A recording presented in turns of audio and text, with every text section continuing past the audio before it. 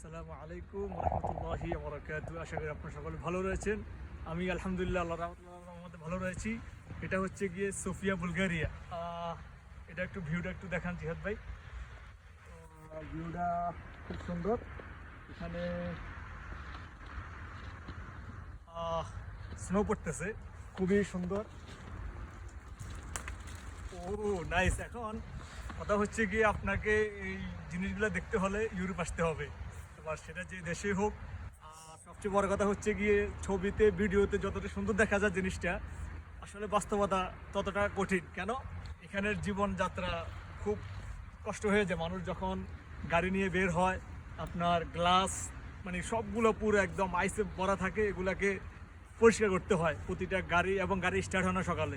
যাক, এগুলো ছবিতে সুন্দর। আপনারা আবার এসব ছবি টবি দেখে মনে করেন না যে এগুলো কি সুন্দর, কি ওয়েদার। এই যে আমাদের অবস্থা দেখেন, মানে ঠান্ডা লাগতেছে আমাদের কাছে। এটা -0 পড়তেছে এখন। সবাই যে যেখানে আছেন ভালো থাকবেন, আর বরফের থেকে সাবধানে থাকবেন, কারণ বরফে প্রচুর ব্যথা পাওয়া যায়। সাবানের থেকে ওটা পিছলে বেশি। ওকে, আসসালামু আলাইকুম রহমতুল্লাহ বারাকাতুহু।